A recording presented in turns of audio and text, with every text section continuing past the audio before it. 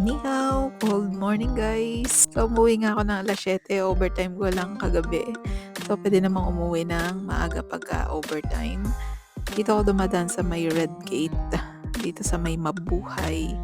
So naisipan ko na hindi na lang mag-rice ngayon, bili tayo ng G-Pie dito kay mama. Ito lang sa gilid lang, dinadaanan natin. So siguro open to hanggang 9 AM. So kaya pagka OT ko, bumibili ako dito. Masarap guys, try nyo na rin kung hindi nyo pa natitikman.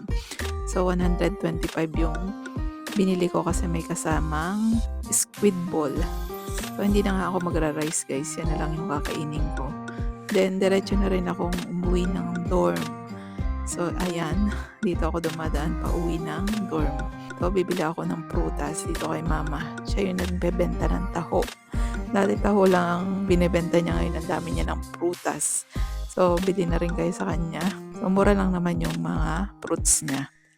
Melon fruit yung binili ko kay mama, 40 NT. And then, dati-rati kasi taho lagi yung binibili ko sa kanya. Kaso nga lang, ang dami niya nang binibenta. So, next time na ulit tayo magtataho. Pasok na rin ako ng room kasi nandito na tayo sa Asidorm. Ayan lang guys, salamat. Kain tayo.